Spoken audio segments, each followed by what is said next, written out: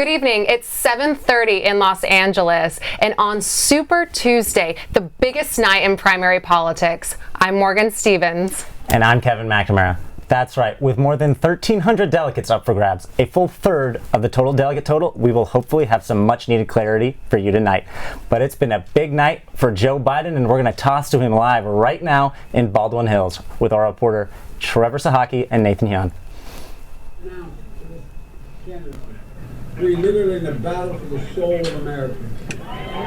Folks, winning means uniting America, not sowing seeds of division and anger and hate. We got to beat Donald Trump, and we will, but we can't become like him. We can't have a never-ending war between the parties. We need a president who can fight, but make no mistake about it, I can fight, but look, we need as badly, someone who can heal. Look, just look what we did when we passed Obamacare, or what President Obama and I did saving the American automobile industry, or what we did to pass the Violence Against Women Act. And that's not enough. This is just a start. We need a president who can heal the country as well. And that is what I will do as your president, I promise you.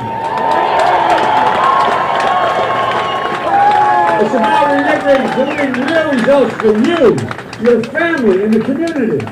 It's not about me, Jill, or Valerie, it's about you, it's about our families.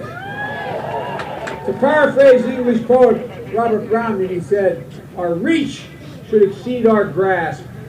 And my reach does exceed our grasp because there's no doubt on my mind we can grasp whatever we reach for. Ladies and gentlemen, I quoted an English poet, but let me quote a real poet now. An Irish poet. Seamus Heaney, who wrote a poem called The Curatory. Here's what he says, and I believe this to the bottom of my being. He said, history says, don't hope on this side of the grave, but then, once in a lifetime, the longed-for tidal wave of justice rises up, and hope and history rhyme. We can make hope and history rhyme because of what we're doing. There's nothing we can't do. This is about the future. It's not about the past, it's about our children and our grandchildren. It's about leading this country and leading the world once again. Folks, we just have to remember who we are. My Lord, this is the United States of America. And it's time for America to get back up. And once again, question the proposition that we hold these truths to be self-evident. That all men and women are created equal, endowed by the Creator.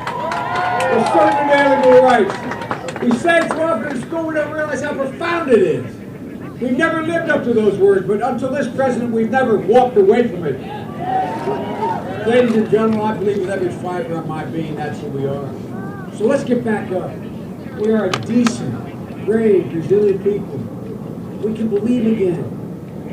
We are better than this moment. We are better than this president. So get back up and take back this country. There's not a single thing we can't do.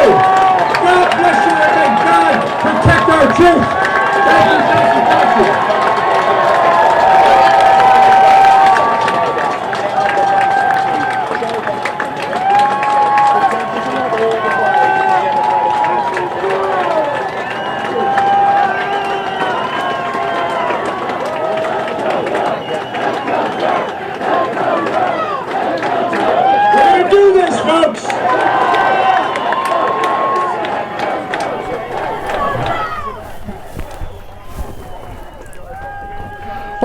Over to another live team out there in Boyle Heights where Bernie Sanders supporters have gathered to watch the results. Caleb and Cecil, what can you tell us? We'll stay later in the evening. You make comment. You know what I'm saying? Yeah, I'm gonna be there. Yeah. And then I'll say, we're gonna have interviews tonight. We're gonna be talking to people here, interacting with them. Yeah, that's right. Morgan and Kevin, we're here at a watch party Party in Boyle Heights here in East Los Angeles, and you can see behind me, these are Bernie Sanders supporters. They're watching the ceiling right now, and every time Bernie comes on, the energy is crazy. Isn't that right, Caleb? It is so crazy. And there's about 30 Bernie Sanders supporters in here. Now, they're hoping he's going to get the bid for the Democrats for the president for 2020 election. Super Tuesday is a big deal. There are so many delegates on the table tonight. So far, he has won 3 states, Colorado, Utah, and Vermont. And he's hoping to pick up the liberal states later in tonight, right? That's right. California and Texas are huge for Bernie. Right now, of course, we're in California, so if Bernie does win California, I promise you, this place is going crazy. They're going to go crazy. So we have interviews lined up tonight. We're going to talk to these people, interact with them, feel that energy, why they want Bernie Sanders to be president. So stay tuned with us tonight. Back to you guys in the studio.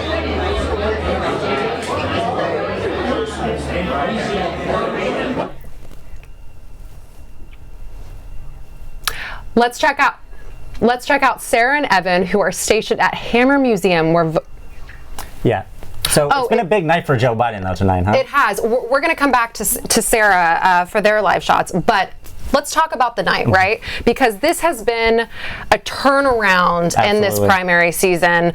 Joe Biden has, this was a candidate who didn't do very well in the first 4 contests. Well, the first 3, he did very well in the last one in South Carolina, but the Iowa caucus, he came in 4th. The New Hampshire primary, he came in 5th. And of course, Nevada, Bernie Sanders did so well in that contest with the Hispanic vote. And now that we've reached South Carolina a few days ago, it seems like Joe Biden has really bolstered himself to be considered a front runner, potentially even surpassing Bernie Sanders in this race. Oh, it's been a big week for him, absolutely. I mean, this is a candidate that was left for dead seemingly just days ago before the South Carolina primary, after, as you said, finishing 4th and 5th in the first 2 states. Pete Buttigieg and Amy Klobuchar both, hoovering up a lot of the moderate vote, but it seems like them dropping out and endorsing him with just days to go before Super Tuesday has really livened up his campaign. It's given him a whole new second wind, and now it's looking like it's going to be Bernie versus Biden for the election. Right. We'll see. It's essentially the progressive faction of the Democratic Party versus the moderate faction, and I think with those consolidations of the votes that would have gone to Elizabeth Warren, Amy Klobuchar and Pete Buttigieg, those moderate voters that were attracted to those candidates are now jumping into Joe Biden's camp, and that's bolstering him even more, whereas Elizabeth Warren and Bernie Sanders are still kind of fighting for those progressive votes. Yeah, and now to do a little more analysis of the national race, we're going to send it over to Chase Beach, our national correspondent. Chase, what do you have for us? Thanks, Kevin. I'm here with Christina Bellantoni, who teaches politics here, who currently is teaching a course on political reporting, right? And Christina is a longtime journalist, has tons of knowledge about politics. So, Christina, can you tell me, or Professor Bellantoni, which would you prefer? Either is fine. Okay, Christina, can you tell me what is some of the significance of the states that have already been called this evening? We can talk first about Virginia. Let's talk a bit about this state. Biden won but it looks like quite a lot. What's the significance here? Yeah, so some of the things that I look at in this election are the map and the timing favored Biden for some momentum. You have the East Coast states closing first, states that favored him, states with huge African American populations, voting populations that were going for him. Virginia is basically the Washington suburbs. The majority of the population is in Northern Virginia. Many of them are government workers, people who would be familiar with Biden's record, perhaps even know him personally. He spent a lot of time there. What's significant about it, a lot of different things are significant, but Michael Bloomberg invested heavily in this state, basically did nothing there. Biden was able to kind of put it away, and what we also know from the exit polls is that a lot of people made up their mind in the last few days, which suggests that they were looking at Biden's momentum following a South Carolina win. He was able to win in North Carolina, Tennessee, Alabama. We're seeing these sort of southern states really help him, while Sanders is expecting a win here in California and also has done well in Colorado, Utah, and his home state of Vermont. So Utah just came in. We just heard about Utah. Is that expected for Sanders' campaign? Or how do you think they're feeling right now? I know you can't say for sure, but are the Sanders campaign feeling a little nervous at this point, or are these states that we've already heard about, are these states that were expected to go to Biden. No, I think the Sanders campaign can't be feeling very good about the evening, and there has been a big question about would Sanders potentially win a lot of delegates and be very close to the nomination and then see the party establishment try to take it away from him by coalescing around somebody on the more moderate side, like the former vice president, potentially even doing that at a brokered convention. Those are all things that, are potentials to happen, even though it's months away. And I think tonight, by watching Biden do so well across the country and potentially even do very well here in California and amass a good amount of delegates, that actually allows Biden to kind of now say he's the presumptive frontrunner. He is going to be the guy who's going to be the nominee, which actually might be better for the party rather than the establishment like taking it from Sanders. If Sanders doesn't win outright, there's not really an argument that the revolution is being blocked. It's the will of the voters. Right. But it's early. It is an early night. There are a lot of votes to be counted, especially here in California. Absolutely. I think, was this something that we could have seen before this past weekend, before the big win for Sanders in South Carolina? I mean, it feels like everything is still so in flux.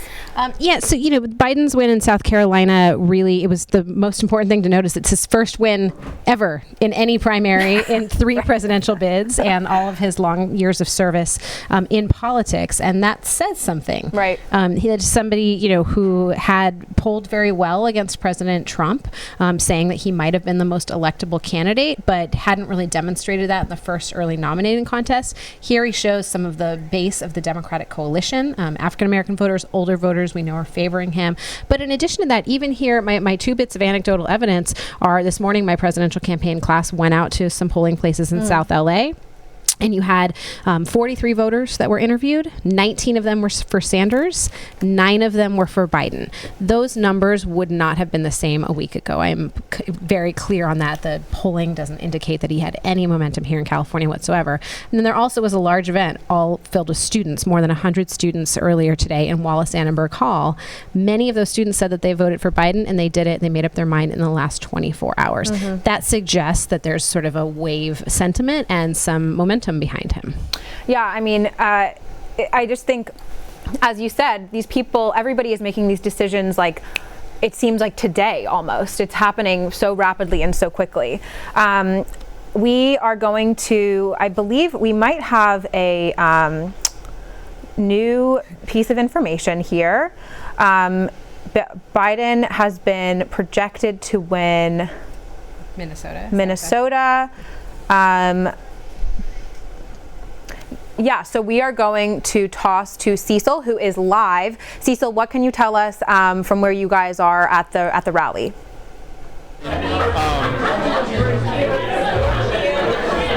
Guys, right now I'm with the organizer of tonight's event, Chris Carroll. Chris, how are you tonight? I'm doing very well. So tell me, why was it important for you to host this watch party in East LA tonight? Sure. So I'm part of an organization called Socialist Alternative. We have branches coast to coast. We're in 35 countries around the world. We endorse Bernie Sanders because Bernie Sanders' platform is what working people and youth need. They need Medicare for all. We need a Green New Deal. We need debt relief. We need affordable housing. Sanders is the first politician in probably 80 years that really has a program that speaks to the needs of working people and the youth. So tell me about the socialist movement in the U.S. What have you seen so far since kind of the rise of Bernie Sanders' presidential candidacy? Right. So since 2016, when Sanders first kind of uttered the phrase Democratic Socialist, the youth in this country understood that this system wasn't working for them. Working class people in this country know that this system, this capitalist system, doesn't work for them. And when they heard Bernie utter the phrase Democratic Socialist, they wanted to know what socialism was about. And I think that's a very promising development. And people right now are going crazy because what are we finding out? Did Bernie just won Utah? Is that what we're confirming right now? Looks like it. And it looks like he's ahead in Maine. So tell me, Chris, how do you feel knowing that? I mean, Bernie's doing pretty well tonight. I mean, we're still waiting on California, still waiting on Texas. How do you feel Bernie's doing on Super Tuesday? Bernie's doing well. Biden's definitely getting a bump after tonight. And quite frankly, in the corporate media, the story tomorrow will be about the Biden bump. But Sanders is doing well. Texas is yet to come down. He's going to win it.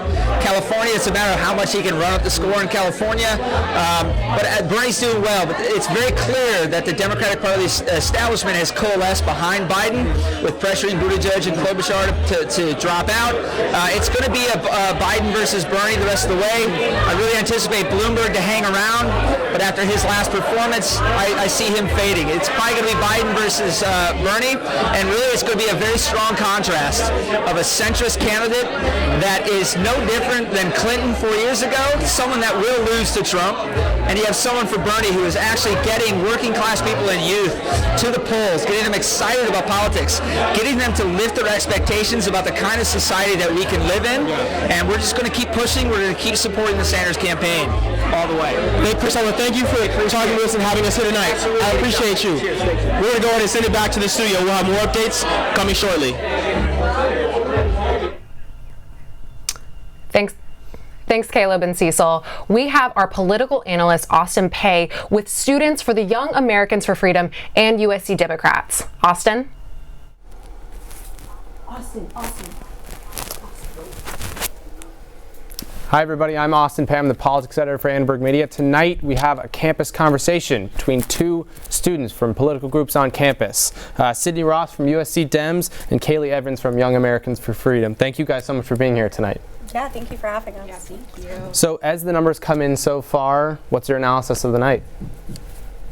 So thus far it's kind of going as I predicted. I predicted Biden would definitely take the lead over Bernie, but it's leaning more towards Biden than I initially anticipated. Yeah, I definitely think we're seeing a huge surge in Biden as I expected, especially from Buttigieg's endorsement and Klobuchar's endorsement. But I am surprised to see that Sanders is a little more behind. But like we said, there's still a lot more to go. And given the Buttigieg and the Klobuchar endorsement of Biden in the past few days, do you think that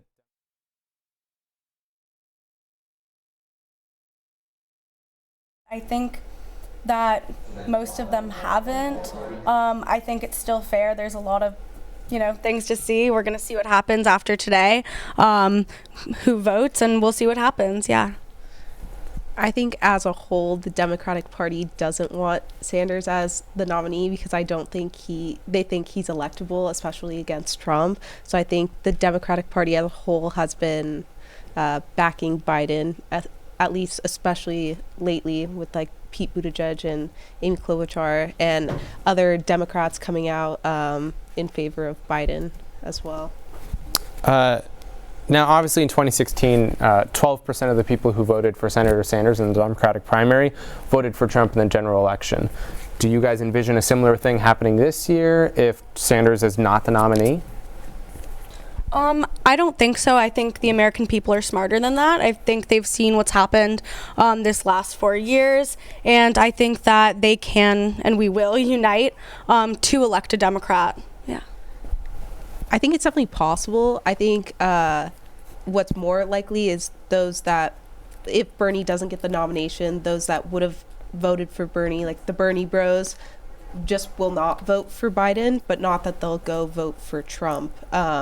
I just think they'll assume that the election was stolen from Bernie again for the second time now. Do we think that we're going to be heading into a brokered convention for the Democrats? Is there a chance that after Super Tuesday there is no candidate that has a majority of the delegates? I think it's totally possible, and a lot of it comes down to California and how those votes are divvied up. The delegates are divvied up between Sanders and Biden. But yeah, no, I think it's totally possible. Yeah, I also think it's possible, but I do think fairness will prevail, and we'll just have to wait and see. So to pivot to what you guys have been doing on campus then, leading up to Super Tuesday, what have USC Dems and Young Americans for Freedom been doing to prepare students, maybe get students excited to vote? We've had several club meetings where we've hosted different discussions talking about the Democratic primaries, the debates, and all leading up to today. So we've just trying to been we've been trying to engage our members in an active dialogue, and our members come from all sorts of political backgrounds, so it's super interesting to hear everyone's perspective on that. For USC College Democrats, our main goal is to get Democrats elected, and so what we've been doing is we've been working really hard on local elections, like for the district attorney, for LA County Supervisor, for a lot of those positions, and also we've been directing people to other groups on campus. For example, I'm a recruitment director for Trojans for Elizabeth Warren, so we do a lot of joint things with them to make sure people are going out and canvassing and making their voice heard. Now, Kaylee, in 2016 you said you didn't vote for Trump, but in 2020 you did. What changed? So in 2016, I didn't think Trump was a good Republican candidate. I didn't think he accurately represented where I wanted the party to go. But now, as he served his term as president, I've been in support of most all of his policies. Do I love his tweets and some of the things he says? No, not my favorite, but overall I think he's done exactly what we elected, or exactly what, not I elected him, but the people of America elected him to do. We're going to wrap it up here. Thank you guys so much. We're going to head it over to Studio A with Kevin and Morgan. Thank you guys. Thank you. Thanks, Austin. Morgan, as we sit here and we talk about Joe Biden's big night, I think one state comes to mind, and that's Massachusetts. Not only is it Elizabeth Warren's home state, it's a state that is in the Northeast, which had been Bernie Sanders' stronghold, and Biden had really not been projected to do particularly well in Massachusetts at all, and yet as we sit here, he's going to be the projected winner. What do you think that means? Absolutely. I agree with that. It's very interesting if you look at these numbers, because Biden won 34% of the vote, which equaled him around 29 delegates. Bernie Sanders came in second with 27% of the vote, which is around 21 delegates. And then Elizabeth Warren came in third, and that was, let's see here, it's 20% of the vote and only 9 delegates. So this was a place that Elizabeth Warren was really supposed to win all out. This was her home state. So what does that say for Elizabeth Warren moving forward? Is there a path to the nomination if she can't win, even in her home state? These are things that I'm sure the campaign is really grappling with right now as results come in tonight. Of course, we have some students who are actually talking to some voters. Yeah, so we're going to send it over to Sarah Martin and Nevin Falstrup at the Hammer Museum. What do you guys have for us? Hi guys, I'm Sarah Martin. And I'm Evan Falstrup. And we're reporting live to you from the Hammer Museum watch party in Westwood. How's it looking over here, Evan? It's looking pretty good. They've been hosting this party throughout the past few hours since the polls have been open. They've actually had a polling station upstairs here at the museum, so people have kind of just been trickling in as many people here actually voted upstairs. Some people are just from locals from the area. There's a good mix of people, not just from the Democratic Party, but obviously mostly Democrats because it is Los Angeles. A good number of Bernie supporters, Biden supporters. I spoke to one guy here. He said he really just does not know what the results are going to be for tonight, but he's excited. People keep trickling in. It's a great energy. A lot of turnout. This is a community event. Everyone's pretty excited to see what's going to be happening. We're still waiting on California and Texas results. As we know, each state has the most amount of delegates. So whoever takes California or Texas will be projected big winners. But yeah, so far, Biden has won a lot of states. We have Minnesota, Tennessee, Arkansas, Alabama, Oklahoma, North Carolina, Virginia, and South Carolina, and that's including the primaries as well. And Bernie, so far, he's doing great. Bernie is actually the projected winner in Texas. Makes sense. A large Latino population. Bernie has been doing a lot of advocacy and reach out with the Latino population. We have Vermont, New Hampshire, Iowa from the caucus, and Colorado. So I'm excited to see what's going to happen. Honestly, this is anyone's race. As we know, Klobuchar is out. She endorsed Biden, and he won Minnesota. So I think that had a lot to do with that. I don't know. It really could be anyone's race. Buttigieg also endorsed Biden. So we'll see what happens after tonight. It's been a good night for Biden, certainly, but Bernie Sanders has been catching up in the polls. Some major states, including California, the polls are closed. As you can see around us, people are waiting in anticipation because we are in California. California is a big state, many delegates. So Tune back in later. We'll fill you in with the latest. Run to the polling place if you haven't done it already. Follow up on Annenberg Media. We'll be reporting live all night, and we look forward to talking to you guys soon. That's all we have for you now. Back to you in the studio.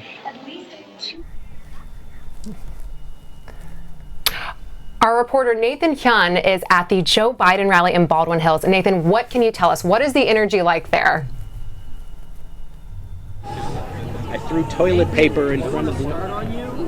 Yes, that's what he planned to do. Yeah. Tight about here.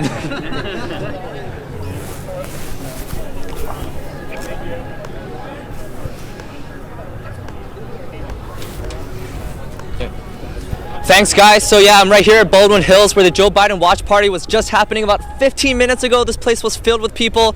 Now it's a little bit emptied out, but I have Gary here. Gary, hi, nice to meet you. Hi, how are you? I'm doing well. Good. So I just have a couple questions. Yes. So you're obviously a Biden supporter. Yes, very strong. Can you just tell me a little bit about why you decided to come out here to support? Well, it was great that he was here in LA. He's, of course, fighting for California, and as much as it's a bit of a late surge, we can hope that he does well, even though Bernie had greater resources for weeks, if not months.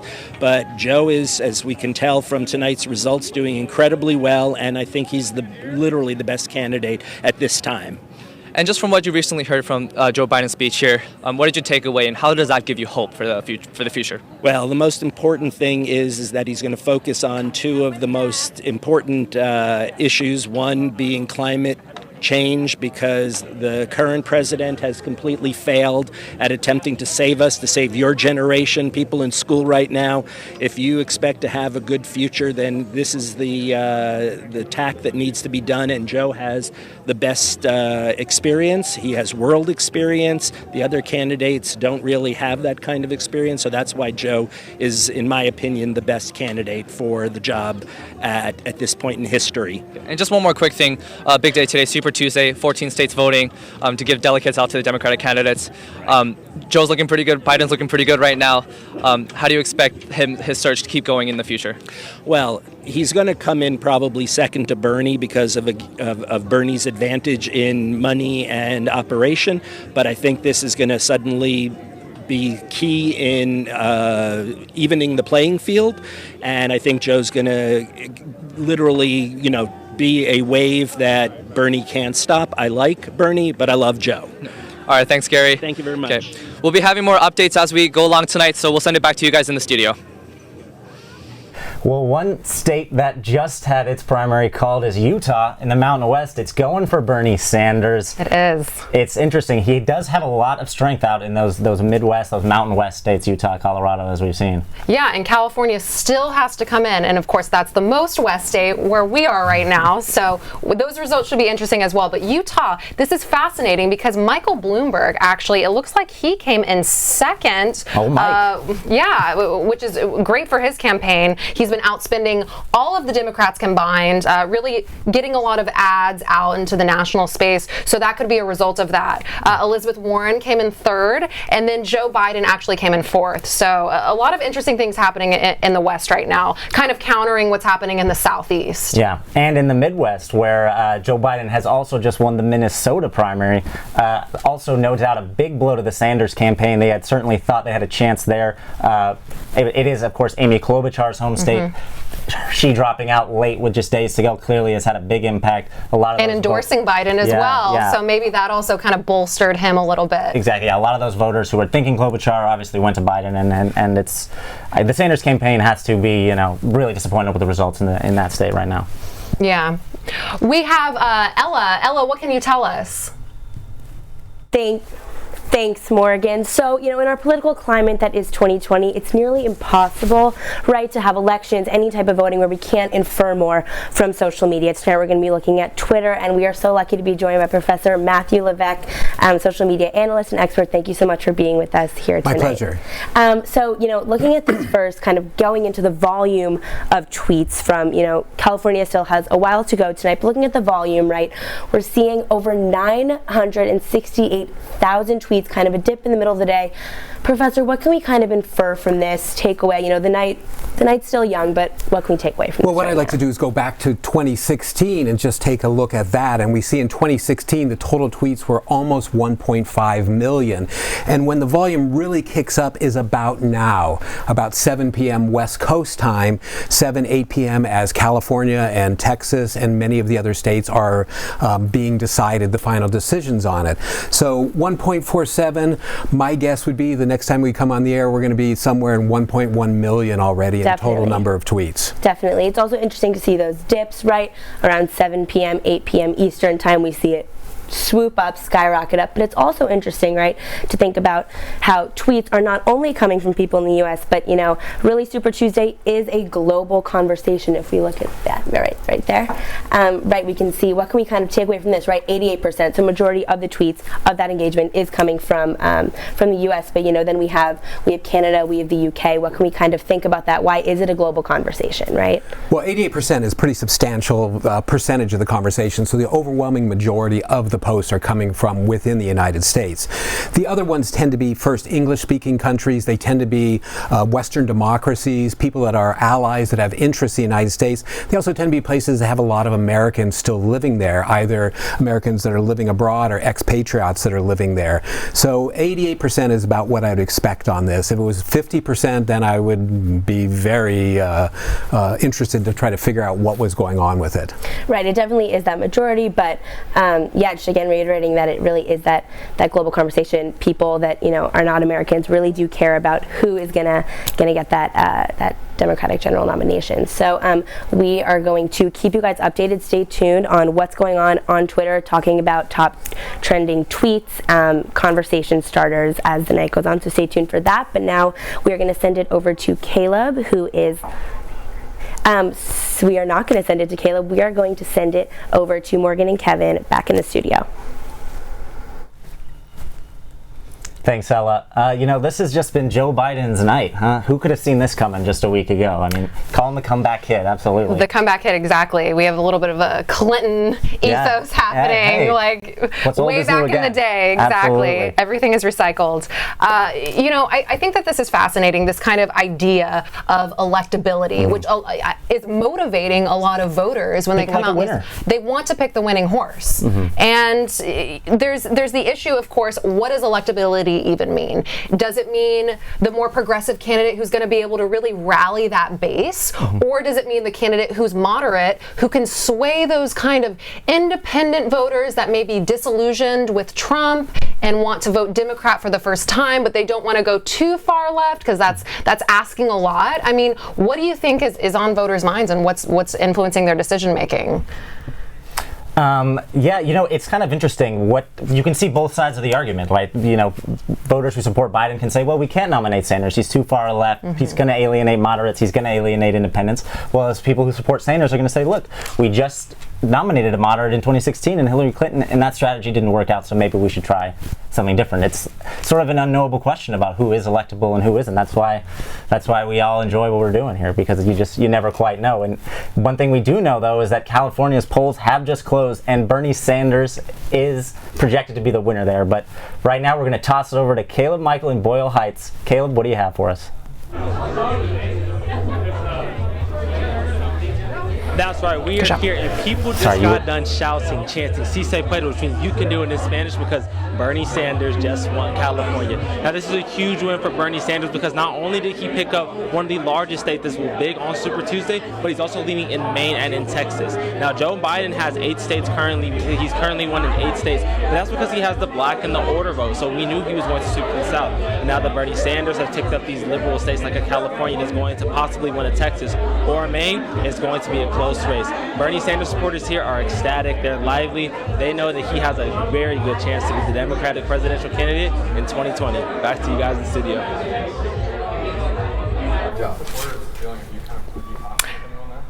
Thanks so much for that. So what we were speaking about earlier, right? This kind of idea of a moderate candidate versus a more progressive candidate, and what meets the moment right now. I think it's interesting how they each, both Joe Biden and Bernie Sanders, they each have strengths and weaknesses, right? Oh, no doubt. So Joe Biden, for instance, he is the candidate that he has the foreign policy experience. He was vice president. He has a lot of experience in politics, and he also has a moderate platform, which I think that a lot of people might be afraid that if they push a candidate who is too progressive forward, that would alienate a lot of those voters who tend not to go for the extremes, whether it be on the left or the right. Bernie Sanders, too, a little bit about his strengths. What would you say? Yeah, well, look, I think essentially there are two types of Democratic voter right now. There's the ones who their only concern is beating Donald Trump in November. Their electability is the only thing that matters to them. And the people who support Bernie Sanders say that that's not good enough, and a return to a status quo, which I think it's fair to say Joe Biden represents, certainly an establishment figure, nothing wrong with that, but those types of voters are maybe not, they're not as energized by someone like Joe Biden, who's been around in politics for so long. But Bernie has his weaknesses as well. You need allies in politics. It's about bridge building. It's about, bringing people together, being a uniter. There are a lot of questions about whether Bernie Sanders can really be that candidate for people on both sides of the aisle, but we won't know until we know. They each have flaws. I mean, Joe Biden, of course, there's been some kind of bad press that's come out with him and being maybe a little too aggressive or touchy with women. Like that could be a dig against him. Of course, impeachment.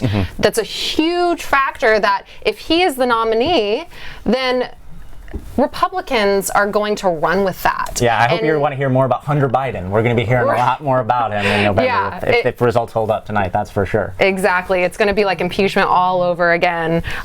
So both of these candidates are flawed, and of course, any candidate that's going for a nomination of any sorts, whether it's a small election or the presidency, they're going to have flaws. But I think you have to kind of do a cost-benefit analysis to see which candidate can really make it past these challenges and be able to beat their opposition, and that still remains to be seen. Yeah. So right now, why don't we send it over to Chase Beach, our national correspondent, with some more info. Chase, what do you have?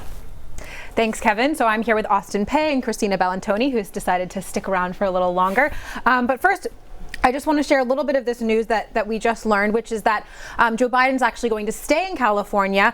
He's here right now. He'll be here tomorrow for an event that Annenberg Media will be covering. And this might be some sort of like a victory lap maybe for Biden. We know that Sanders has now won California, but it's been, is it fair or safe to say that it's been Biden's night? Is that a fair comment, would we say? It does feel like a fair comment, and more so than I think anyone would have predicted. Even the Biden team at the get-go of this and the Sanders team had expected to do better tonight. It is really important, as we're talking about who's winning all of these states, to keep in mind that the delegate totals are actually what matters much more. You can win a state and still have a good number of delegates they're amassing. So by the end of the night, all of these candidates are going to have some delegate totals in their column. Right. And exactly. So what, and we don't know yet what the delegate situation in California is going to be, but considering it's 8 o'clock, we still don't have delegate calls, right, for California? I mean, not for California, no. But we have, some candidates who we know, are getting some delegates, and we're, as they actually count votes. I want to take it back a little bit. Let's go back to Massachusetts. It already feels like a long time ago that we were talking about Massachusetts, but we just got this, or you just received this email from the Warren campaign, Christina. What's next for this campaign? They must be disappointed that they didn't win Massachusetts. Sure. What does their campaign look like from here on out? So Senator Elizabeth Warren has not been able to win any states at this point. Her home state was kind of her best opportunity, but really, even if she only won her home state, that wasn't going to be enough to really propel her to continue to try to fight for this nomination. What is important, and I think Austin has the numbers here, is that she has amassed enough votes in many of these states to earn delegates. And again, I keep stressing that that's part of it. The more delegates she has, the more important it is for her to sort of stay in the race. So the email she sent out to supporters, subject line, results are still coming in. So effectively saying, don't give up on me. And, pointing out 14 states voted today. We don't have full results from Texas, California, Colorado. These are states that she believes she was really strong in. Delegates have to be counted and allocated by congressional district, and that takes time. Here's the bottom line. There are 6 more primaries just 1 week away, and by the way, give me some money. So this is what you're going to start to hear. We know that the Biden campaign was running low on money the last couple of days. DAs have really helped him quite a bit, substantially, and the endorsements from people like Pete Buttigieg and Amy Klobuchar actually allowed him to fundraise. Right. And what we're going to see is, how much money does Elizabeth Warren actually have, and how much of that has she already burned? She does have operations in some of these states that are coming up, but again, none of this is enough for her to kind of get over that number, particularly because Biden had such a good night. This has been her narrative for the last couple of elections so far. In Iowa, in New Hampshire, it's the don't count me out. There's still a lot of races to go. However, at a certain point, if the numbers just aren't there, it's very hard for her campaign to move forward. It seems as though what she's hoping for is the chance that she will amass enough delegates. So far, she's viable in Colorado, Maine, Massachusetts, Minnesota, and Utah, that when they make it to the convention, it will be a brokered convention, and there is a chance that people will be looking for the sort of middle candidate between between Senator Sanders and Vice President Biden. Not to mention a candidate who's a woman. Right, exactly, which for many people was at the top of their decision-making list. Yeah. So we are going to send it back to Kevin, and we're going to send it back over to Kevin in the studio and Morgan, and we're going to be here. Will you guys, Austin, will you stick around for a little bit longer? For a little bit longer. Okay, back to you guys in the studio. Thanks, Chase and Austin. One state that's near and dear to all of our hearts here at Annenberg Media is, of course, California. And it seems like with polls closing that Senator Bernie Sanders is going to pick up a big victory. And I think, at least my reporting has shown me that it's mostly due to his heavy level of Latino support. The New York Times is reporting that based on their exit polls that 84% of Latinos under 30 went out for Sanders. And when you clean up in a state like California with such a heavy Latino population, that's what's to be expected. Absolutely. And look at Nevada, right? This was just a contest that is a lot of Hispanic voters are there. And he did really, really well. I think that his message, especially when it comes to immigration and the populist message, essentially, where you have been forgotten by the establishment. I think the Latino vote is really responding well to that, especially with someone like Donald Trump in the White House, who may feel like he doesn't care about them, and of course with his immigration policies that can kind of leave those people out of the process. So really being able to gather those votes and talk to those voters. Of course, California, this is the first time that it's been in Super Tuesday. I mean, this is a state that used to come in June, and now it's we're here at the beginning of March, and we're talking about a state that's not only very diverse racially, ethnically, but also a very progressive state. So this is really where candidates like Bernie Sanders, who are more far left in their politics, are really able to stay in the race, where before it may have kind of pushed them out because delegates had already come in and California was last, essentially, before. So it's really interesting seeing California kind of given this voice in the primary process. Yeah, you're absolutely right. And I do want to take this time to shout out our YouTube channel. If you're enjoying us, hit that like button, hit that subscribe button, and you can get all of our new content that we produce every day here at Annenberg Media. But right now, we want to send it over to our own Jamia Pugh at the Forum Watch Party. Jamia, what do you have for us? Thanks, Kevin and Morgan. That's right. I'm here right now live in the Forum at Annenberg, and I'm joined by David Katsky, who is a Los Angeles resident. You're not a student, you're not faculty, but you came here today to watch the live stream from CNN and to also hear from the panel of speakers who spoke earlier.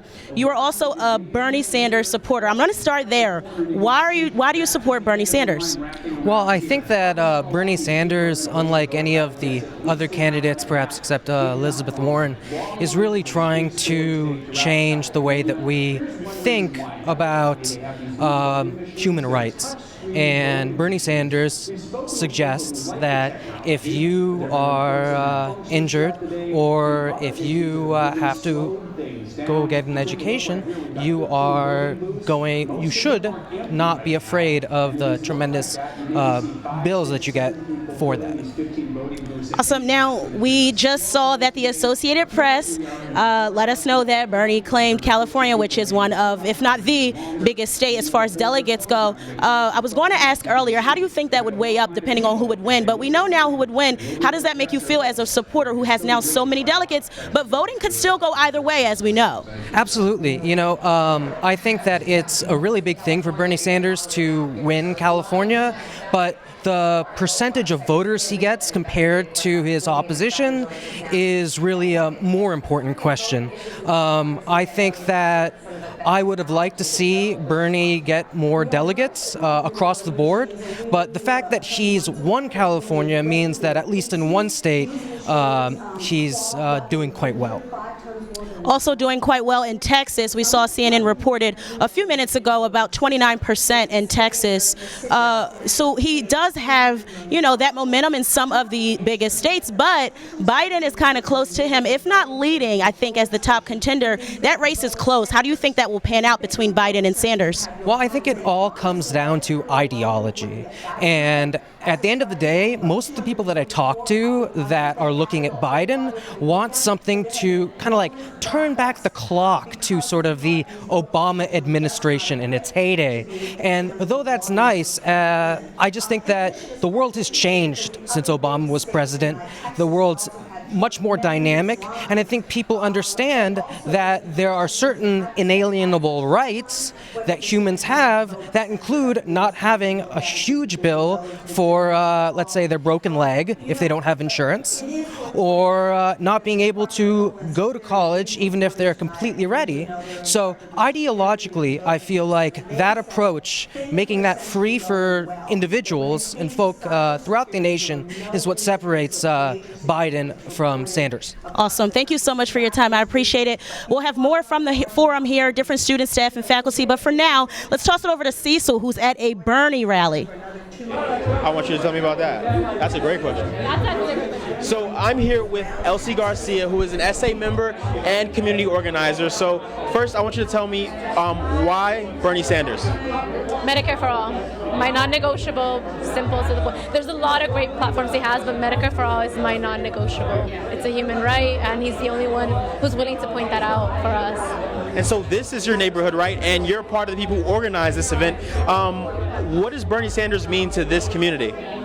In particularly, he's the only one who stands for our community. When I voted for Bernie Sanders, outside of thinking for myself, I thought, we're next to the Mariachi Plaza. All the entrepreneurs in my community who are food vendors, street food vendors, who are mariachi singers, who are selling different things on our streets to make a living.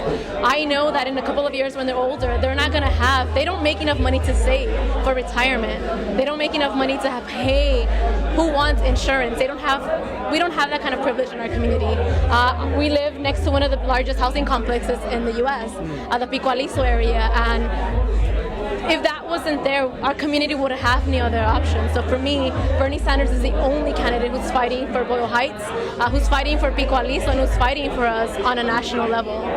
And so it's been a rough Super Tuesday for Bernie in the South, but we just found out he won California, right? Your home state.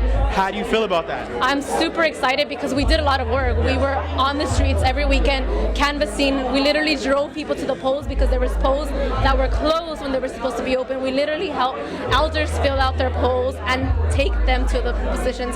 So we did a lot of work on the ground. So it's exciting to hear that it paid off, and the Latino vote matters. The Latino vote mattered here in Nevada, in Utah, and Colorado, and it shows that we are no longer a minority. Our vote matters, and California is the biggest state with the most delegates. So we prove that we can win that for Bernie and for each other, more importantly. Elsie, I want to thank you for talking with us, taking the time to talk with us today. We're going to go and send it back to the studio.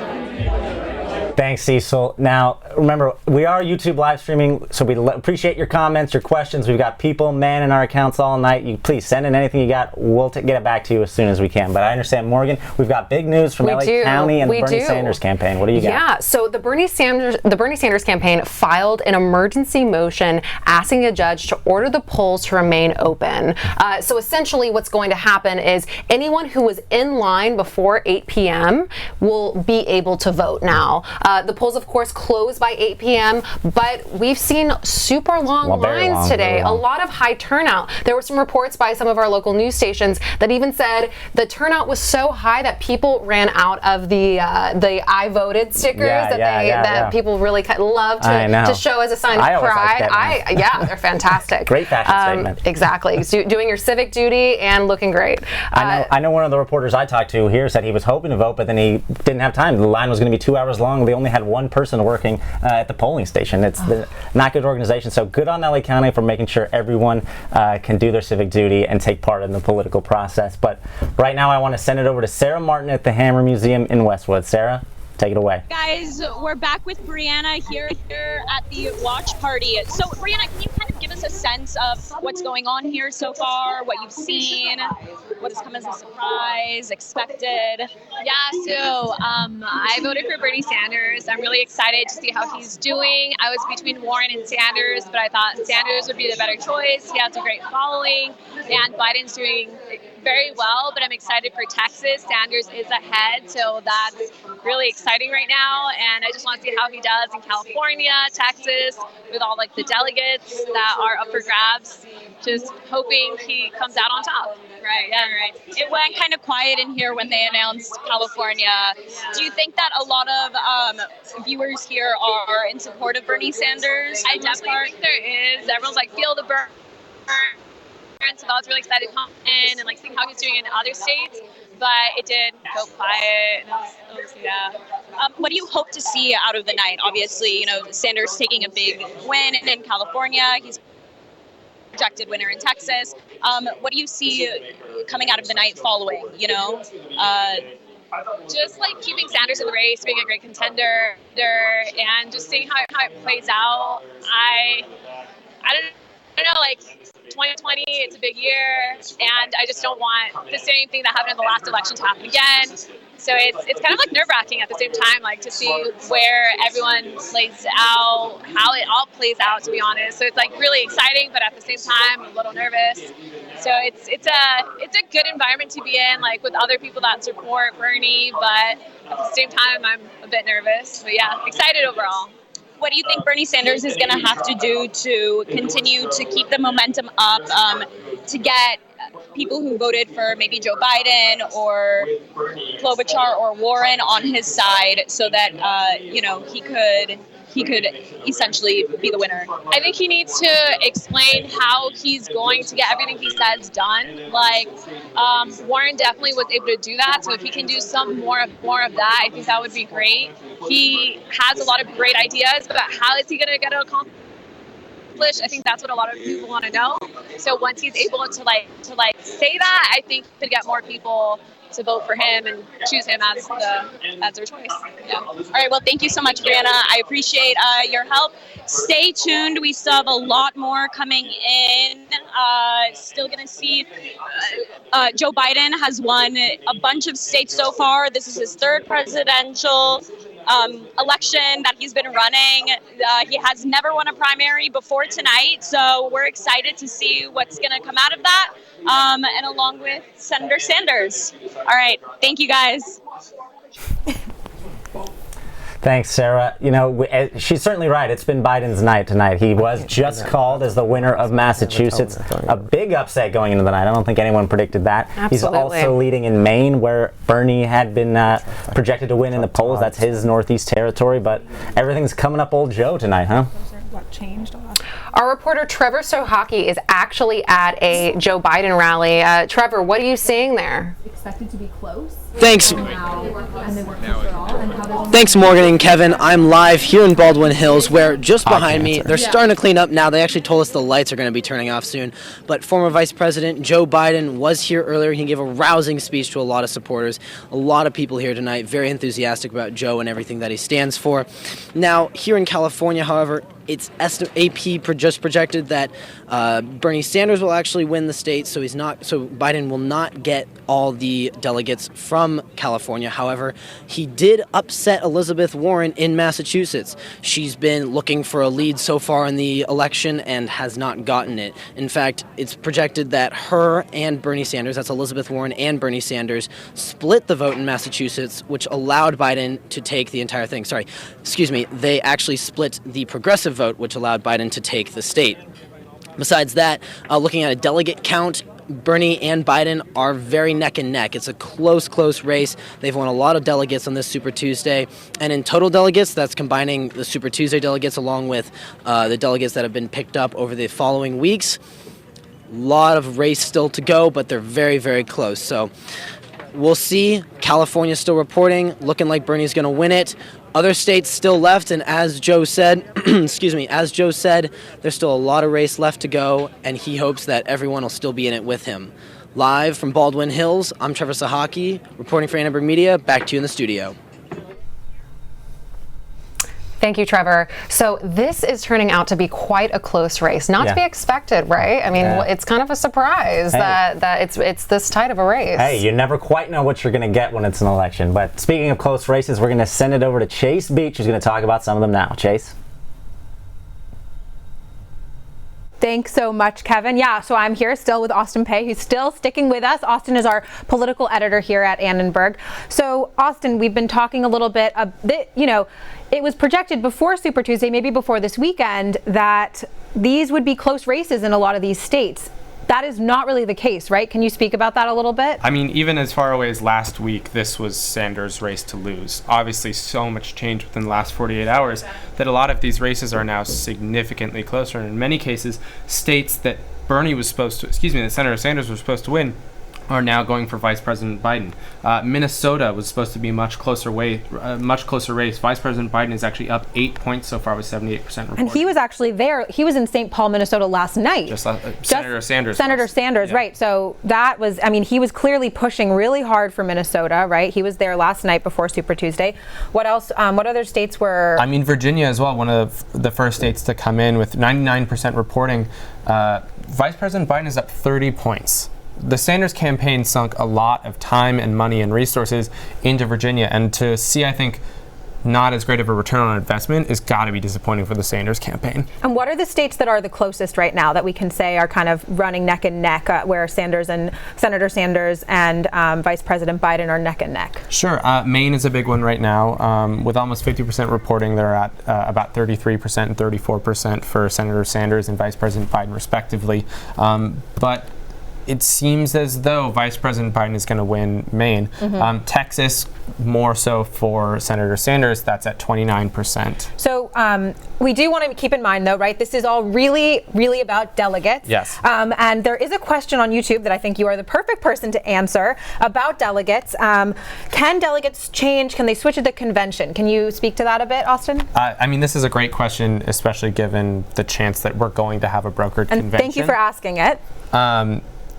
If we have a brokered convention, when all the delegates will come together and all the candidates, the still viable candidates, will come together, if there is no clear majority in the delegate count, if no candidate reaches 1,991 delegates, which is the required for the nomination, number of delegates, yes, right?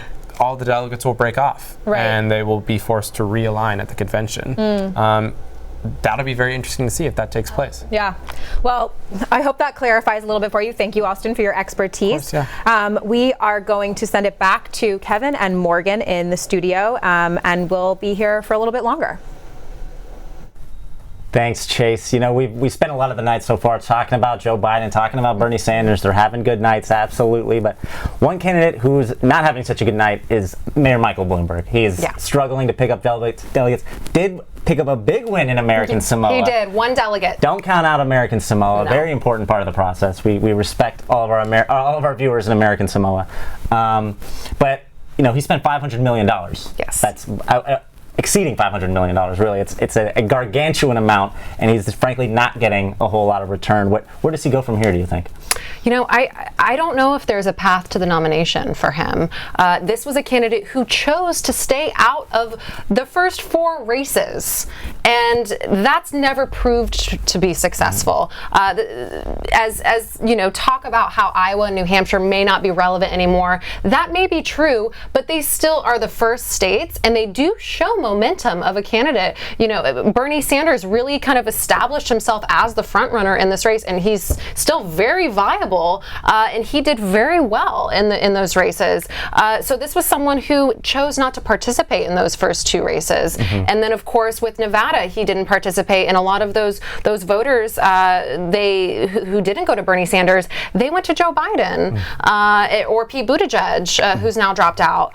So I think that might have been a mistake for him to really not put himself forward at the beginning of the race, and even in debates. We just saw him the last 2 debates that we've had, and voters, I think they need to get to know their candidates a little bit, and maybe that was detrimental to him. You can outspend, but it comes down to really what voters gravitate towards. When they see you, they become comfortable and familiar with you. That might have harmed him. Yeah, there's no question he was harmed by the dropping out of Pete Buttigieg and Amy Klobuchar.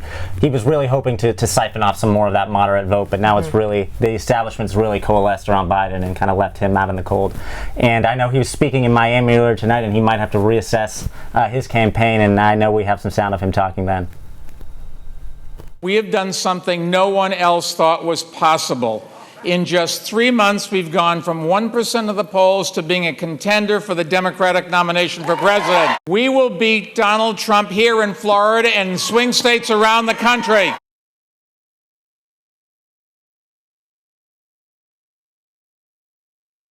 Okay.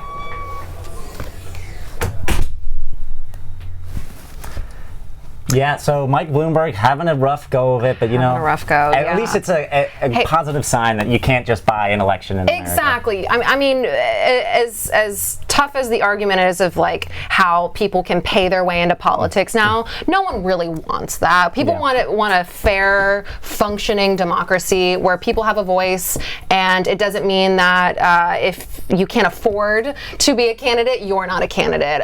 So with that being said, it is a tough night for Michael Bloomberg.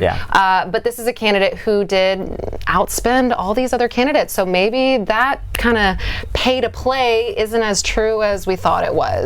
And one thing he was doing was just absolutely saturating the airwaves on social media with ads on Instagram, Twitter, and I know Ella Katz has got some social media analysis for us now. Ella?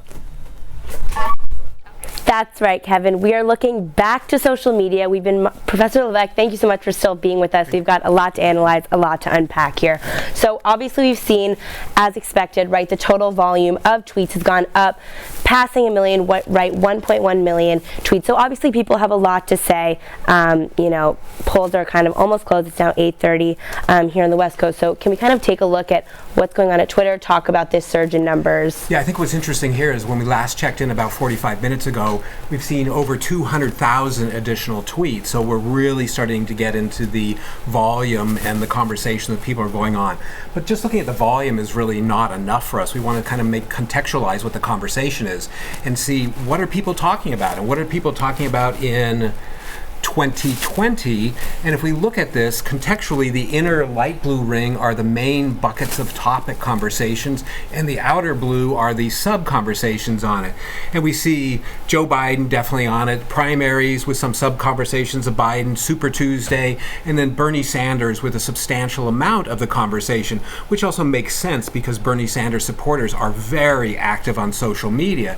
And what's interesting to me, if we go back at the same time in 2016 and we look at it, we again see Bernie Sanders is quite large in the bucket of the conversation, with Clinton coming in second, Rubio third, and we hadn't even seen the rise of Donald Trump, and the conversation of Donald Trump in Twitter really occurred after Super Tuesday in 2016. Right. I mean, interesting here, right, that in 2016, we've got Clinton, we've got Rubio, more candidates being talked about. On the 2020 Tonight's conversation log, there's nothing about Warren, nothing about Bloomberg.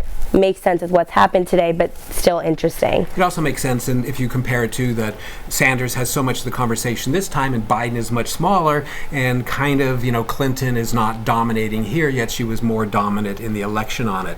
So it's not exactly reflective of what is going on in the delegate count or in the voting. It's more reflective of what our people that are active in social media doing in social media tonight, and the Sanders supporters are very active. They are definitely active. So can we take a look at Twitter and just see we have it up here?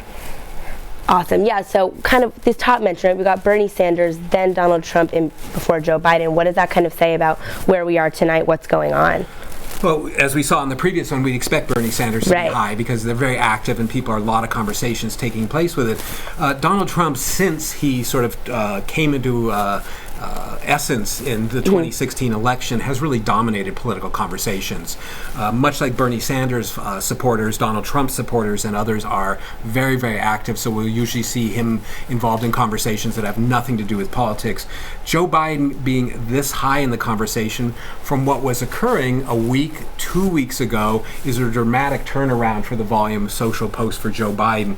Elizabeth Warren 3, Mike Bloomberg 4, and then as we go down we see Beto O'Rourke and Amy Klobuchar, but it's really the Sanders, Biden, and Trump are the main conversation. Not much difference in the hashtags. They're really vote for Bernie, Bernie 2020, and vote Bernie again. So again, his active social media people are really pushing him out there and getting him at the forefront of what's going on in the real-time Twitter battle. Definitely interesting that we're seeing, as you just said, right, that concentration, especially in the hashtags, right, vote for Bernie, Super Tuesday, not much like variation in that either, which is a lot of activists, a lot of people out there all focused on today. Definitely what Twitter is. We are going to keep, Professor Levesque is kind enough to stay with us for a little bit longer, which we are so appreciative of, but we are going to keep monitoring tweets and kind of look into more of that emotion, that sentiment of voters and candidates as well, so stay tuned for that, but we're going to send it back over to Morgan and Kevin in the studio. Thanks, Ella. You know, it's interesting to note how much this race has changed just in the short few weeks. You know, Joe Biden seemed like he was dead in the water just a few short weeks ago. 4th place finishes in Iowa, 5th place finish in New Hampshire. And we have our reporter here who was in Iowa and can talk about what she saw there. Abhinanda Bhattacharya here with us. What did you think of Iowa? Did you see this coming from Joe Biden? Not at all. Actually, when we were in Iowa, and Morgan was with me over there, we went to a Joe Biden event. The energy was extremely different. Things have changed dramatically after South Carolina. At this event that we went to, I would say about half the people there were actually press, more so than anything else. And it was just, it's really interesting to see how dramatically things have shifted for him. Yeah, I can second that. I mean, we were in Iowa and we had gone to do a reporting trip and kind of, you know, report on the caucuses, which was an interesting experience with all the chaos that happened. But we had actually gone about a few weeks prior, and we didn't see the energy for Joe Biden in the way that we saw it for other candidates in Iowa, which I thought was kind of interesting, is that he did not have a lot of energy there, and even the people at his rallies that we spoke to, they were undecided voters. And it was still, I mean, we were looking at, you know, Bernie Sanders had a rally with thousands of people, and Joe Biden had a rally with maybe hundreds, if that. So it is kind of interesting how, as we move forward in this race, a lot of these states are way different than Iowa. Absolutely. And, you know, in Iowa, there was, as we know, Pete Buttigieg, well, as we guess, Pete Buttigieg did pretty well in Iowa.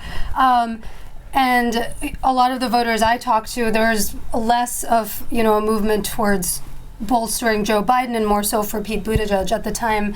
And of course, now that Amy Klobuchar, Pete Buttigieg have dropped out, I think all of those people have just rallied behind Joe Biden. And you can see the difference in the way he's talking, the way he's, you know, giving his speeches. Yeah, I mean, it wasn't just Iowa. I know we were also just in Nevada last week, and I certainly didn't see this coming. I mean, what did you note the differences between Iowa and Nevada? Yeah, there is a lot of differences. So I think the big one for me is Iowa in general. One, you know, Nevada is more diverse. Iowa is a majority white state, white people state. And another thing in Iowa, the way the caucuses work, the people in Iowa are actually organizing and within their neighborhoods for weeks and months before the caucuses. In Nevada, I didn't see as much of that. In fact, when I talked to a lot of voters, both Republicans and Democrats, what they told me is that they're afraid to talk to their neighbors about their politics.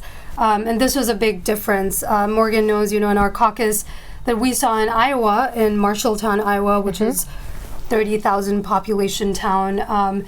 People were chatting, they're having a good time. The caucus we went to in Nevada, as Kevin was with me. Yeah, that was quite interesting. One of the most unique caucuses in the country, I would say. I mean, in the one of the conference rooms in the Bellagio. I mean, very interesting. People coming on their work break. Absolutely, these are people hospitality workers. These are people who are making this huge momentous decision and then going right back to serving or working in a kitchen. The energy was just entirely different. Yeah, and I know at the caucus we were at, Biden actually did relatively well, which was, not indicative of his past performances. And I think at the time I thought, well, good for Joe Biden, like getting a good performance. But now you look at it, it certainly seemed like a sign of things to come with the amount of support that he's picked up lately. But yeah, absolutely. We have Jamia in the Annenberg Media Forum talking to students. Jamia, what do you have? That's right. I'm still here in the forum. There still are students here continuing to watch the CNN coverage. I'm here with Mashima, did I say that right? Mahima, forgive me, who is a USC undergraduate student, but also an intern for the Biden campaign. Let's get straight to it. How do you feel about the campaign's momentum and the change in it? We saw Biden come out of kind of nowhere with the South Carolina win, and he's kind of staying at that kind of top level tier at this point. Talk to me about how you feel about that. Well, the campaign said it best. It's Joe Mentum at its finest. I think that the campaign definitely was worried, especially after the first 3 states. We did not have any wins. We didn't have any significant placement. We were always placing 3rd or 4th. And I think with South Carolina, it just demonstrated what a lot of other candidates were not able to demonstrate, which was support of the black community, which as Democrats we know that is so important. But I also think it goes to show how much dedication he's put toward earning their votes. I don't think anybody took it for granted on the campaign. I think he said he was going to make sure that he was constantly there, constantly in South Carolina talking to these voters, and that's what he did. He showed up for them when it mattered, and they showed up for him too. That's true, and that's something that's following him, the fact that he's getting all of those Southern votes and the black votes. But something I'm also noticing, or that we're noticing, is people kind of claim he can't beat Trump, or he's not strong enough to beat Trump, which is where another top contender, Sanders, comes in. What do you say to people who kind of make that claim? I completely don't believe that. I don't buy it. I think if anything, we've seen general election polls over and over again that say Biden has a really great chance. But I think also his strategy compared to Hillary Clinton's is what will make him more successful. We've seen over and over again the Clinton campaign decided if Trump is going to insult us, we're going to do the same thing back to them. But every single time, especially in the South Carolina speech, which I think was his finest rally speech, he talked about decency and he talked about unity. And I think when he goes up against Trump with that, Trump is not going to know what to do with it, and that is how he's going to win. He's going to convince Americans that this is what's normal, not what Trump is doing. It is an aberration, it's abnormal, and this is what we need in a president. This is what we need from our country. And I think that's what's going to help him win. Awesome. Very quickly, how would you feel if at the end of this, Biden comes out on top? I think I would start crying. When I first met him, I couldn't even say anything. I just said hello and I started crying. I started bawling. I know people have worked on this campaign for so long. I moved to Iowa for 4 months and I worked for this man 16 hours a day. They loved every minute of it. And if it's reflected in today, I think it'll just show people how much, not only does he deserve to win this because he's a great candidate and he'll be great for America, but it just means all the hours that people I know, people I love have put into this have been worth it. I would be so happy. All right, well, we'll keep watching to see if he does come out on top. Thank you so much for your time. Again, here in the forum at Wallace Annenberg Hall, we'll see if there's any more students who are keeping up with the coverage right now. But let's go to Evan, a reporter at Annenberg Media, to see what he has on the coverage. Super Tuesday watch party here in Westwood is Diego. Thank you for joining us. Thank you. Thank you for inviting me. Of course. So just fill us in a little bit. What do you make of the Super Tuesday election so far? What are your thoughts? It's very interesting to see the big contrast between the Democratic and the Republican. You know, Republicans been practically all in with Trump. And it's good to see the different now and Sanders are up there on the fight. I also think Warren has some counterweight that's going to play in later on. You know, in the political once this is over, they'll be one front. You know, so it's pretty interesting to see that and the different way every state has, you know, so and how it all works out. So yeah, it's pretty good. And what do you make of the energy here? You know, you were telling me earlier that how this is the first time you've followed the Super Tuesday so closely. What did you make of this environment here, where you have a good mix of Biden supporters and Sanders supporters and Warren supporters? What do you make of it? I think it's great to be like in the same space. It's good for democracy. It's good to work for a common goal, even if there's contrast in ideas. And I think it's great to experience this. You know, to to see how it all works out. How it starts to move towards the next election, So yeah, it's cool. Awesome. All right. Well, thanks again for joining us. No problem. Thank you. That's all we have for you now. Tune in later for more updates on the Super Tuesday Watch Party here in Westwood. Thanks, Evan.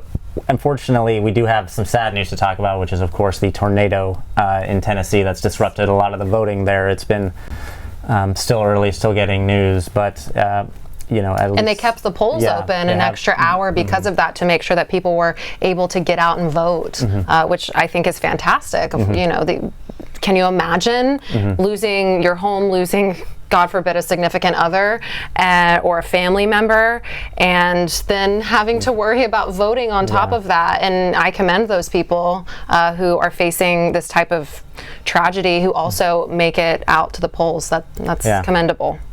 And now we're going to send it over to Chase Beach to talk about that race in Tennessee, as well as a few others. Chase? Thanks, Kevin and Morgan. Yeah, that's right. Tennessee definitely has had quite a dramatic few days here. There are at least 24 confirmed deaths in the wake of these terrible tornadoes that ran through the state last night. But voting was still super, super important to Tennessee, to people in Tennessee, and a lot of people made it out to the polls despite the devastation that went through the state last night. Joe Biden has been confirmed. There was a little bit of talk yesterday or this morning that maybe we wouldn't hear anything about Tennessee until tomorrow because of the delays, but looks like Joe Biden will take Tennessee with again, I think super important for all of us to remember that it's delegates. That is what we need to be focusing on. Where are the delegates going? That's the real meat and potatoes of this evening, and what's going to really be what people are looking at into tomorrow and into the convention. California has also extended, as you guys mentioned earlier, California has also extended their voting hours. I believe polls have closed now, but the polling stations did stay open a little later because the lines were really long. We were hearing reports earlier today of really long waits, even here at USC, that people were waiting about 2 hours to vote, which is not ideal. So California was extended a little bit this evening. I want to touch on Texas a little bit. So Texas is a really, it's a fascinating state in this election season. In 2018, right, we had kind of a historic change in Texas, where even though it still was a Republican Senate race, Beto O'Rourke did get about 49% of the votes in Texas in 2018, and I think that is just indicative of Texas maybe becoming a bit more of a purple state, and so it'll be really interesting to watch. This evening, it looks like Sanders is going to take Texas. He has 23 confirmed delegates so far in Texas this evening, and Biden has 22. This is still, it's all up in the air. We're still counting votes. We're still counting percentages and the way that delegates are going to shape out and shake out in Texas. Bloomberg has 2 confirmed delegates, but it's going to be interesting to look at what happens to Texas. Again, looking back to 2018, the way that Beto managed to really not win the Senate race, but shake things up for sure in that state that is changing rapidly. It was a stronghold for the Republican Party for a really long time, and that might not be the case looking forward. So Texas is definitely one to watch. We're going to send it back to Kevin and Morgan, but we'll be here for a little bit longer this evening. Thanks for watching. Thank you, Chase. So the idea of no one clinching this nomination is kind of on the minds of a lot of people right now. It's testy. And of course, a lot of political pundits will say, oh, it's going to be a brokered convention this year. It's kind of the journalist dream of having this kind of unfold in real time. But it could be really detrimental to the Democratic Party. Yeah, I think, unfortunately for everyone right now, tonight has not really given us a ton of clarity on, whether that's a very real possibility. 538 projects there's a 60% chance that none of the candidates will receive a majority of the pledged delegates, and they'll only have a plurality, meaning under 50%, but having the most, which could cause chaos. I mean, if there's a candidate whose supporters, they have the most supporters, but that candidate is not given the nomination, I mean, that's going to cause mayhem at the convention. I'm sure, absolutely. And I think the Democratic Party would love to avoid that, but it's hard to say right now with Biden sort of racking up a lot of victories, but Sanders picking up the big ones, it seems, in California and Texas. Neither one of them is really pulling away, which could cause problems down the line. They certainly the Democratic Party does not want that to happen. I don't think anyone of us wants it to happen, but it can't be ruled out right now. Right, and of course the bad blood from 2016 with the Bernie Sanders campaign. Of course, Clinton had won, but the Sanders campaign felt like it was stolen from them. And reliving that all over again is not good for the Democratic Party. It's not good for unity. And those voters who may not turn out in the general election are the Bernie Sanders supporters. So these are things that I think the Democratic Party is really trying to grapple with and trying to avoid. But it could be the case that they don't reach that 1,991 delegates, which is the majority, and they only reach a plurality, like you said, and then the super delegates have to come in. And those super delegates tend to be those establishment candidates because they're public officials, they're elected officials, they're party leaders.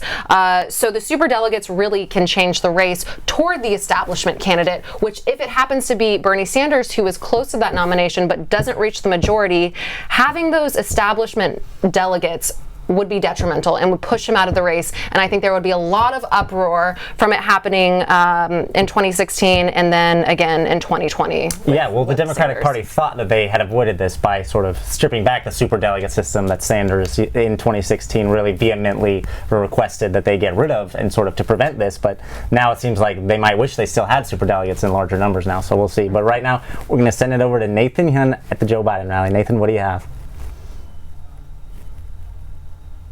In Baldwin Hills, as you can see, a lot of the lights have already gone off and it's just pretty much media left around here. But this is definitely a big positive night for the Biden campaign. Biden having already won 8 states with upsets in Massachusetts and Minnesota. It's a really big positive for the Biden campaign. And getting endorsements now from Pete Buttigieg and Amy Klobuchar.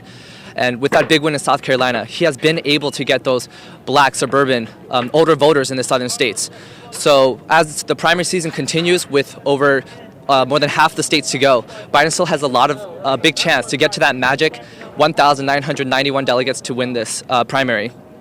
And with California still up in the air and with a couple more days left for the votes to count, Biden still has a chance to get to that 15% mark to get some delegates here. But we just have to wait a little bit longer. And Biden is still optimistic that he can get a couple more delegates through this primary season and get to that mark to eventually win the nomination. For right now, we're going to toss it back to you guys, but we'll let you know if we have any more updates.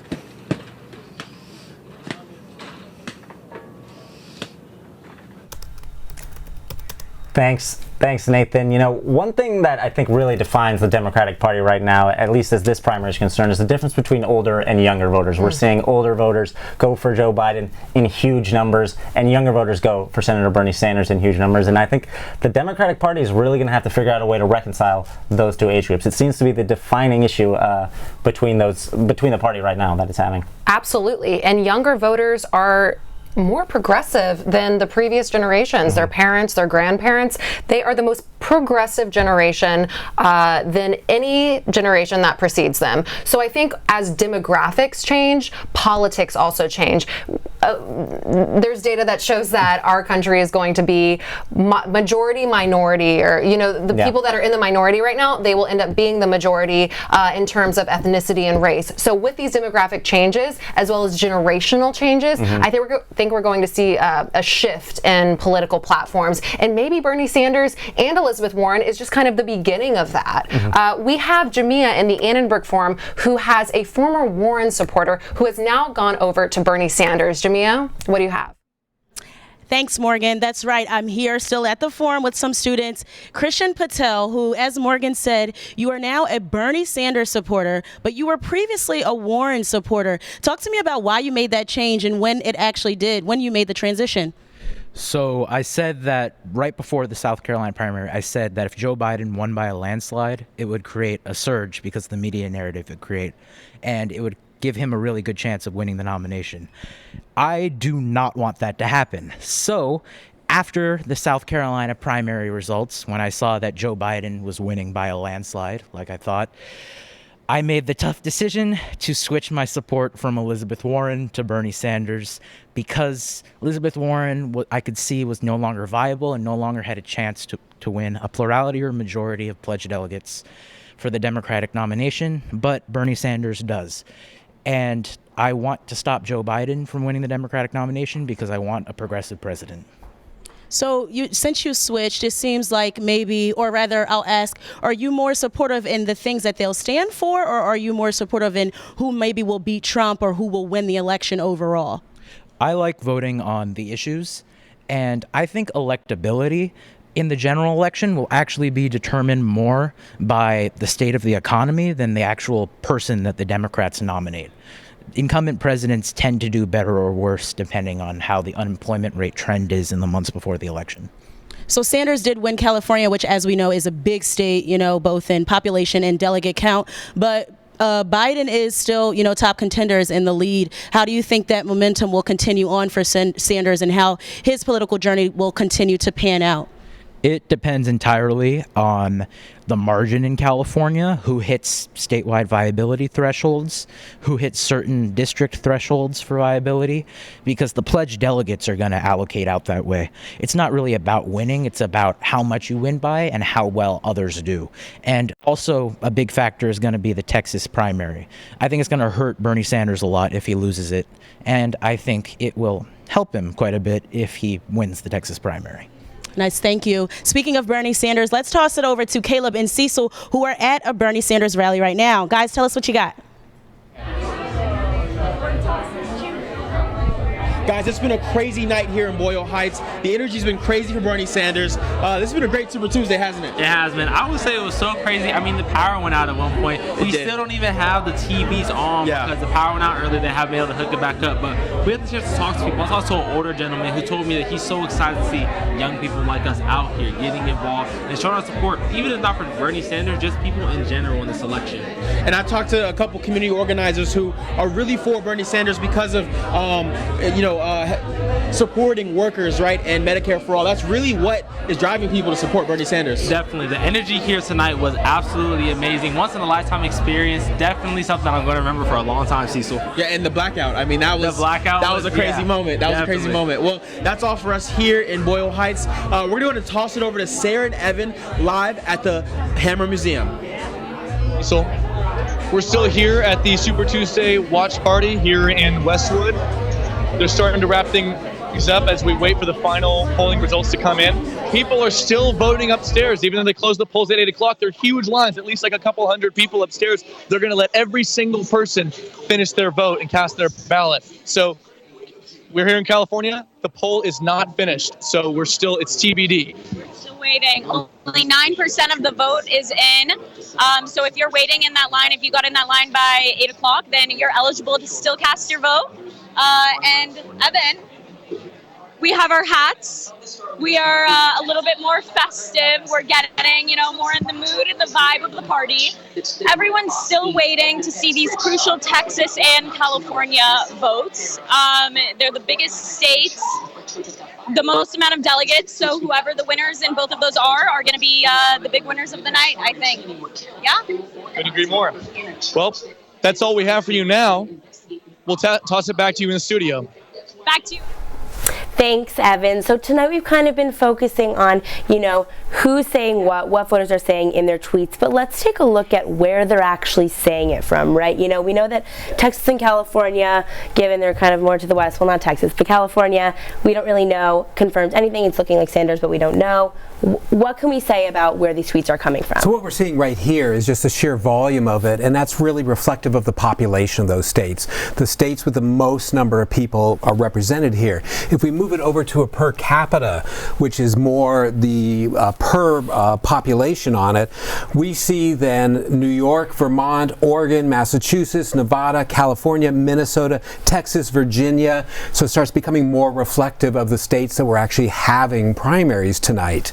Definitely. Yeah, that's definitely an interesting point to see, like, where they're coming from, even though voters don't know results, maybe if they're uneasy about what could happen type thing. But I also think that before we wrap it up tonight, we should definitely look at the emotion, that we have awesome data that kind of will show it and how that's kind of progressed through the day. So what we have here is we're tracking over the entire day of today using artificial intelligence to understand any tweets that have an emotional context on them.